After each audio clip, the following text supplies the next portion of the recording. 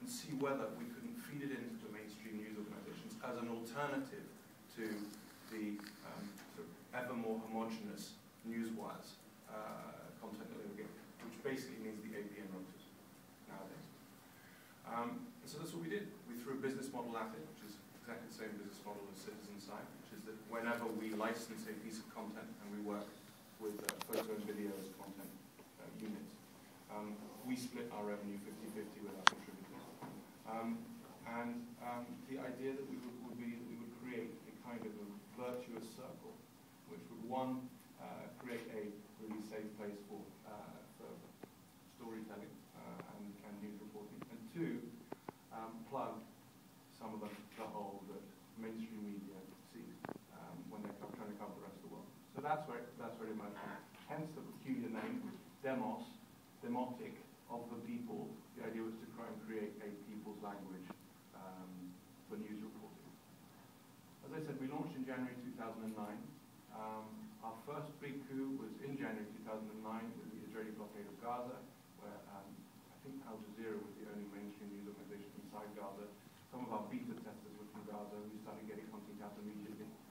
Our second coup was in June 2009 in Iran, when, as you remember, a little blip in the otherwise healthy, democratic functioning of that country again.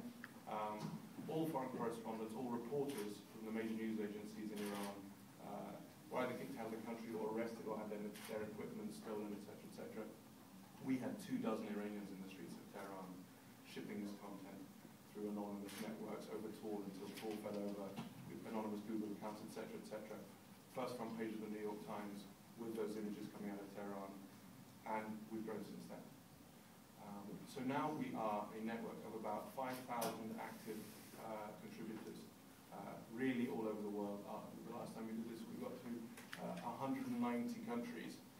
Apparently we're supposed to have people in 190 countries. I'm not sure there are 190 countries, but there are certainly around many countries and territories, depending on how you carve up your databases. We generate about 2,000 stories a month from really all over the world. That's about 25,000 to 30,000 images coming in from literally all over the world, which are hosted on Demotix. We then, it's very much like Citizen Site, have developed a network of sales network. We have our own little sales team in London that feeds a direct stream of Demotix content, verified, checked, the best of Demotix content, directly into the grids of The Guardian, Telegraph Times, Whole of News Corporation, Wall Street Journal, New York Post, and a bunch of others all over the world, with whom we make direct breaking news sales. We have a network of, I think, 43 international resellers around the world who take our content as it breaks to newspapers in Indonesia or Australia or wherever it might be. And we recently signed a very deep partnership and took a strategic investment from Corbis. Corbis is Bill Gates' company and the second, I think it's actually the biggest image library in the world, but certainly the second biggest image distributor after Getty Images, who have given us some investment so that we can integrate with some of their systems. That's where we are. That's where we are today. Our key targets, I suppose, our key aims in the next year or two are twofold. We want to increase the number of reports that we have around the world. We want to give them better tools to allow them to do the quite fantastic work that they already do. And we want to massively increase the network of people to whom we sell and the depth at which we sell, on the one hand. And on the other hand, what Demotix has started to realize now is that we're also becoming something, at a very, very modest, humble level, but we're becoming something of a publisher in our own right, so far as we now are hitting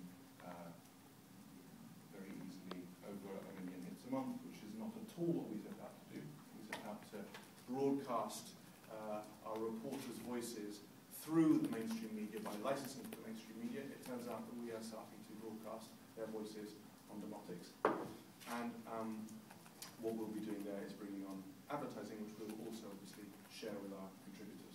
There is a horrible story which I have nightmares about which will tell you why we want to do this, which is that about 9 months ago, we had one of our contributors in Mogadishu managed to get inside the Al-Shabaab militia in the suburbs of the capital and took a series of quite stunning pictures of the militia wandering around, going into houses, etc., etc.